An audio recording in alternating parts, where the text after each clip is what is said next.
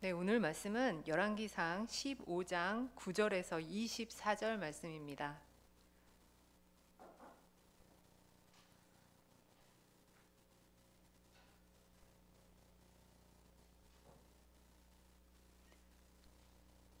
찾으셨으면 저와 한 절씩 교독하도록 하겠습니다. 제가 먼저 읽겠습니다. 이스라엘의 여로보암 왕 제24년에 아사가 유다 왕이 되어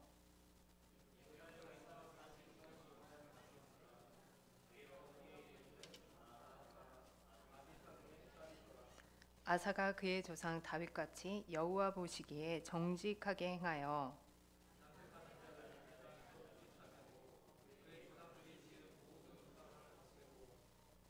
또 그의 어머니 마아가가 혐오스러운 아세라상을 만들었으므로 태우의 위를 폐하고 그 우상을 찍어 기드론 시내가에서 불살랐으나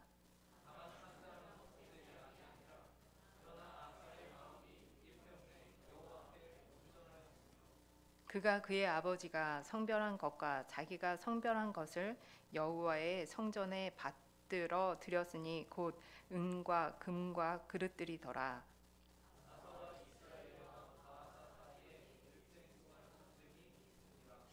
이스라엘 왕 바사가 유다를 치러 올라와서 라마를 건축하여 사람을 유다 왕 아사와 왕래하지 못하게 하려 한지라.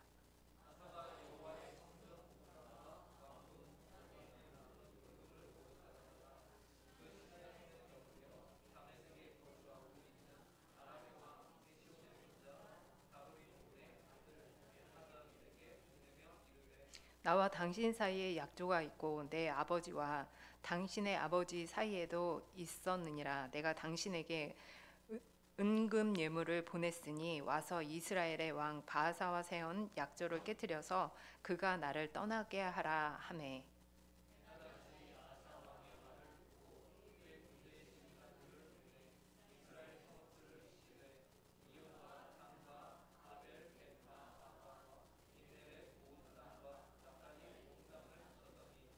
바하사가 듣고 라마를 건축하는 일을 중단하고 디르사에 거주하니라.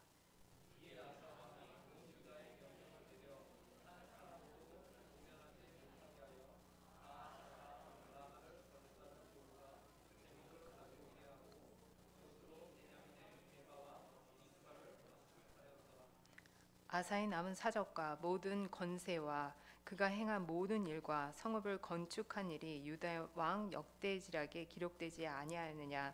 그러나 그는 늙음하게 발에 병이 들었더라.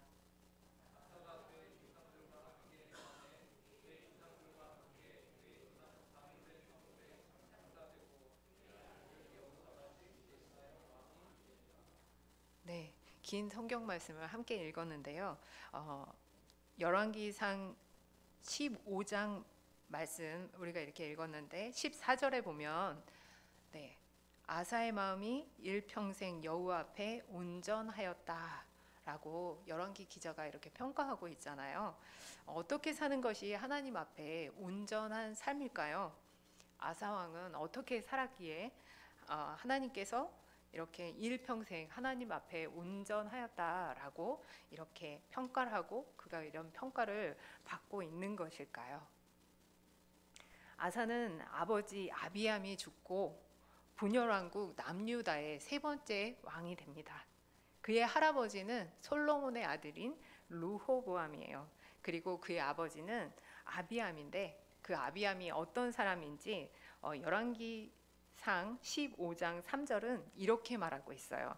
아비암이 그의 아버지가 이미 행한 모든 죄를 행하고 그의 마음이 그의 조상 다윗의 마음과 같지 아니하여 그의 하나님 여호와 앞에 온전하지 못하였으나 네, 아비암은 할아버지 르호보암이 이미 지었던 그 죄를 모두 다 행한 사람이었고 또 마음이 다윗과 같이 우리가 그 그 왕을 평가할 때 다윗과 같은 선한 길로 행했다라고 평가하고, 또 여로보암과 같이 하나님을 기쁘시지 않는 길로 행했다라고 이렇게 평가하는데, 그 다윗과 같이 않았고 하나님 앞에 온전하지 못했다라고 평가를 받는 왕이 바로 이 아사의 아버지 아비암입니다. 그런데도 하나님이 다윗을 위하여 예루살렘에서 그에게 등불을 주시되 그의 아들을 세워 뒤를 잇게 하사 예루살렘을 견고하게 하셨어요. 그 이유는 다윗이 햇사람 우리아의 일 외에는 평생에 여호와 보시기에 정직하게 행하고, 또 자기에게 하나님께서 명령하신 모든 일을 어기지 아니하였기 때문이라고 15장 4절에서 5절에 말씀하고 있습니다. 아버지 아비암과 여로보암 사이에 또 전쟁이 있었다고 말씀하고 있는데, 이는 로보암과 여로보암 사이에 사는 날에도 계속 전쟁이 있었다고 말하고 있거든요. 이런 것을 미뤄 봤을 때 그 분열왕국 이후에 계속해서 전쟁이 있었는데, 이들은 자력으로 어떻게든 다시 그 나라를 회복해 보려고 하는 그 모습이 있었던 거죠. 그래서 열왕기상 12장 24절에 그 르호보암이 여로보암에게 가서 싸우려고 할 때 하나님께서 말씀하셨어요. 여호와의 말씀이 너희는 올라가지 말라. 너희 형제 이스라엘 자손과 싸우지 말고 각기 집으로 돌아가라. 일이 나로 말미암아 난 것이 아니라고 이렇게 하나님께서는 분명히 말씀을 하셨는데, 그럼에도 불구하고 지금 아사에 이르기까지 계속해서 남북이 대치를 하면서 전쟁을 하고 있는 상황인 거죠. 이런 모습을 보았을 때 그 르호보암도 그렇고 이 아비암도 그렇고 계속 하나님께서 말씀하신 그 명령들을 저버리며 그 죄인의 길로, 하나님이 기뻐하지 않는 길로 행하고 있음을 알 수 있어요.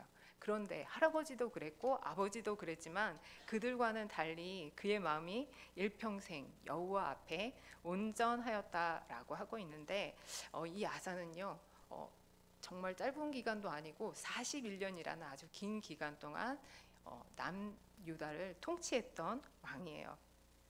그런 아사가 지구에서 한 일이 있다면 종교 개혁을 단행한 거였어요.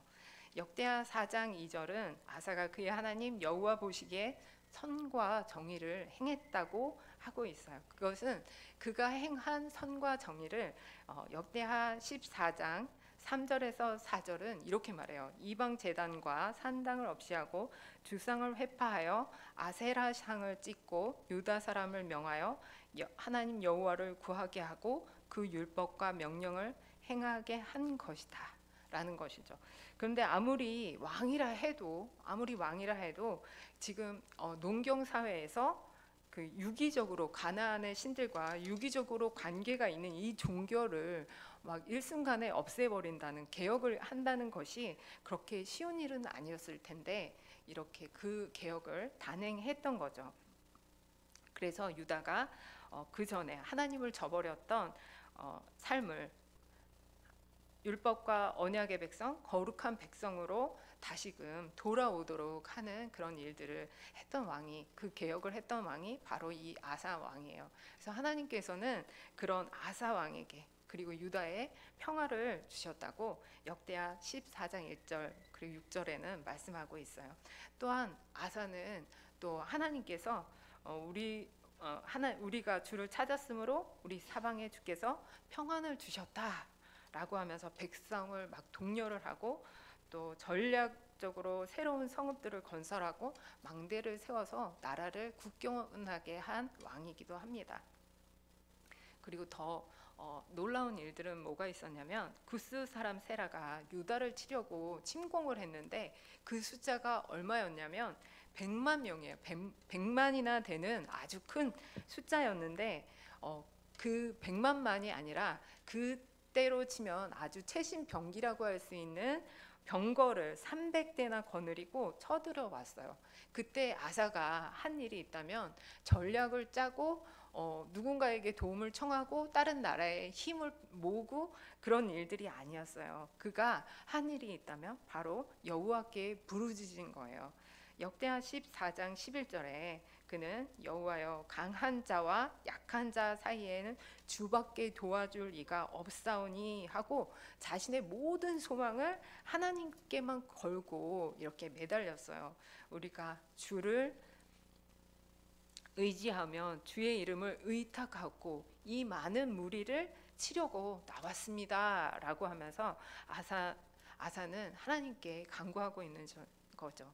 아사도 사람인데 영화에서나 보는 것 같이 막 100만이나 되는 대군이 이렇게 쫙 있다면 그의 마음은 쫄릴 수밖에 없었겠죠. 그런데도 그는 하나님만 믿고 나왔다고 하면서 이렇게 하나님께 부르짖고 있는 거죠.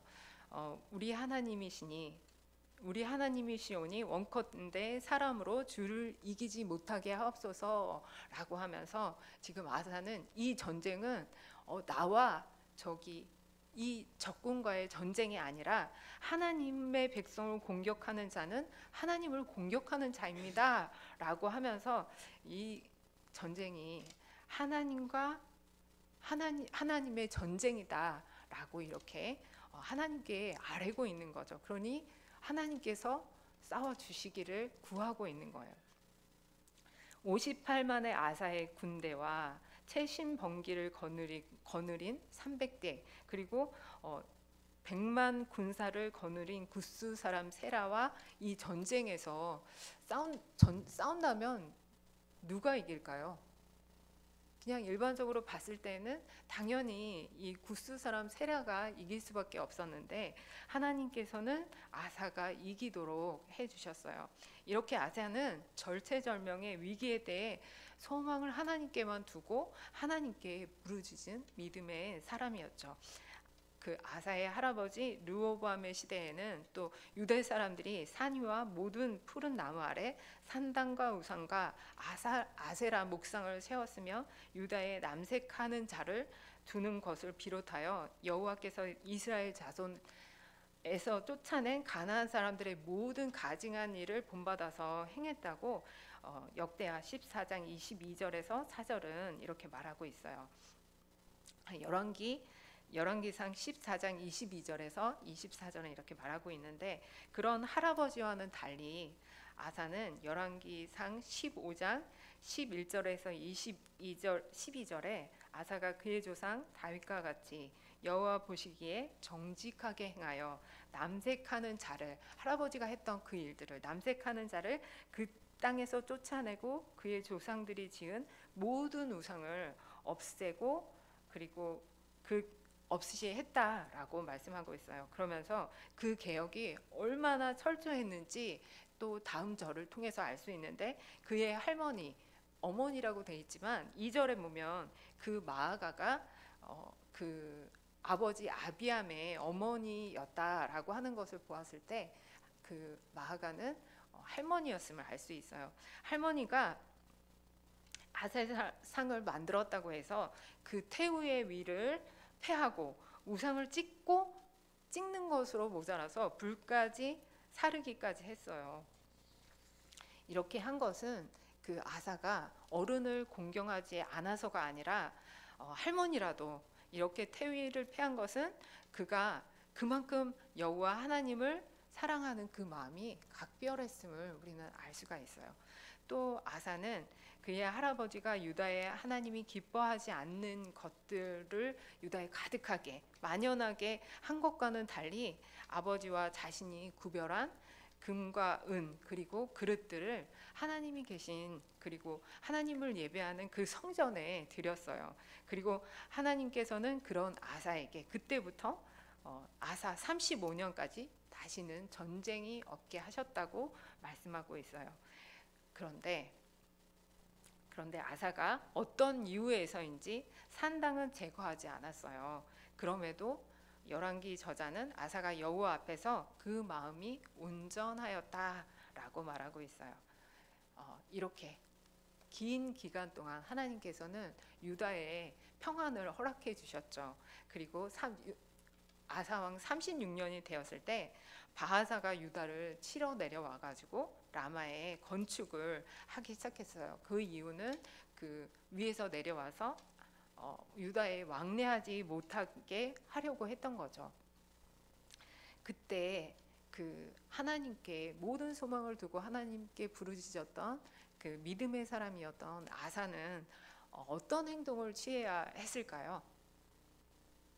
네, 마찬가지로 처음에 그 마음 그대로 하나님께 도움을 구하고 하나님을 의뢰하며 나갔어야 할 아사가 15장 15절에는 자신과 아버지가 구별한 금과 은 그릇, 은 그리고 그릇을 하나님의 성전에 드렸던 그가 이제는 그 성전에 있는 은금 곡간을 헐어서 그 은금을 가져오고 또 자기 왕궁에 있는 은금을 모두 다 가져다가 베나닷에게 가져다 주면서 이스라엘을 쳐서 자기 거기에서 물러나게 해달라고 하며 하나님이 아닌 사람을 의지하는 모습을 보였어요.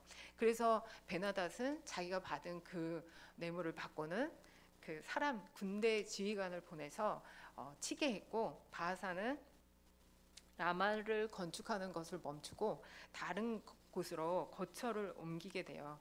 그래서 아사는 유다 사람들에게 명령해서 한 사람도 빼놓지 않고 바하사가 라마를 건축할 때 쓰던 돌과 목재를 가져오게 했어요. 그리고 그것으로 베냐민의 게바와 미스바를 보수하게 했어요.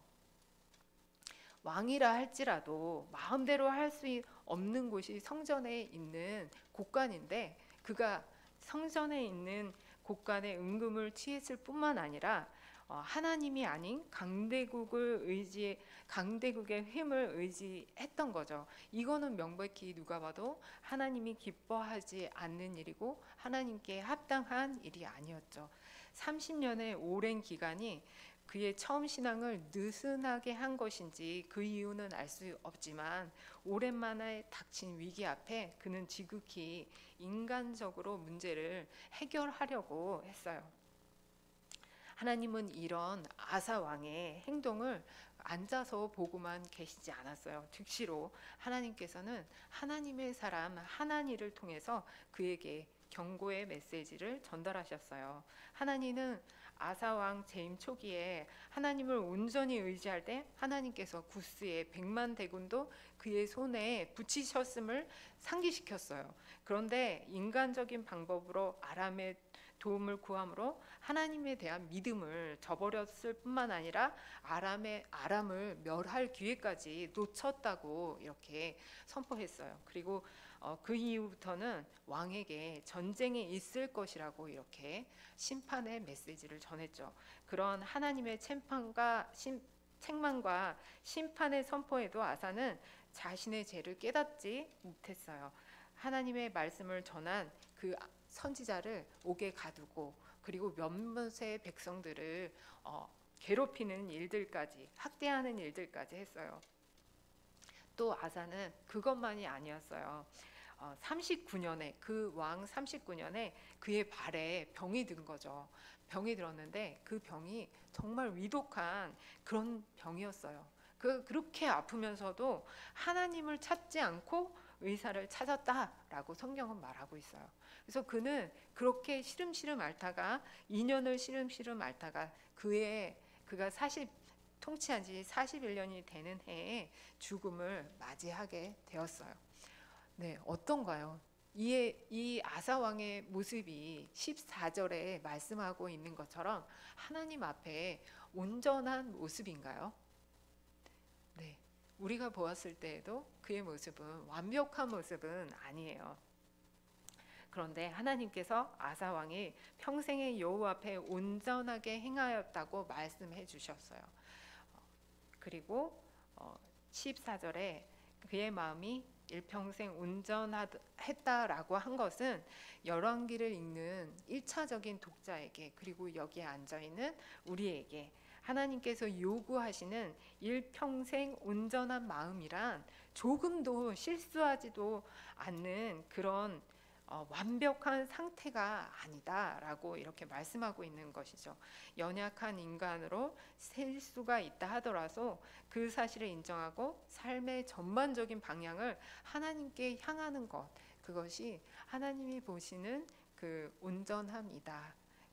열왕기상 15장 5절에 하나님께서는 다윗이 햇사람 우리아의 일 외에는 평생에 여호와 보시기에 정직하게 행하고 자기에게 명령하신 모든 일을 어기지 아니하였다라고 이렇게 말씀하신 것처럼 말이죠. 그러므로 바라기는 우리를 온전케 하시는 이도 하나님이시고 우리를 또 온전하다 하시는 이도 하나님이심을 기억하고 우리의 연약함을 인정하며 삶의 방향을 하나님을 향하는 믿음의 삶을 살아가는 저와 여러분이 되었으면 합니다. 선포된 말씀을 생각하면서 우리의 연약함을 인정하고 삶의 방향을 하나님께 향하는 믿음의 삶을 살아가게 하여 주시기를 함께 기도하도록 하겠습니다. 기도하겠습니다. 아버지 하나님, 은혜를 감사합니다. 하나님, 우리가 하나님을 향하여 온전하기를 바라지만 우리는 때때로 넘어지고 하나님이 기뻐하지 않는 길을 행하는 그런 삶의 모습을 살아갑니다.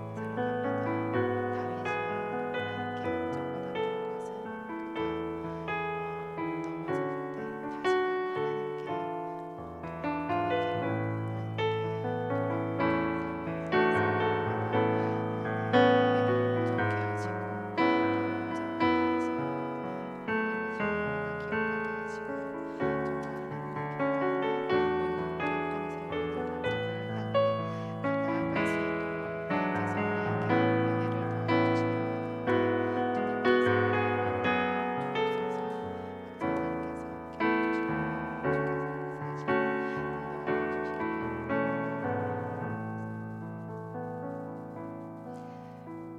우리의 연약함에도 우리를 의롭다 하시고 우리를 온전케 하시는 하나님의 은혜에 감사합니다. 그 하나님의 은혜를 생각하며 우리의 삶의 방향을 하나님께 향하는 믿음의 삶을 살아가도록 우리를 인도하여 주시기를 간구하며 예수님의 이름으로 기도합니다. 아멘.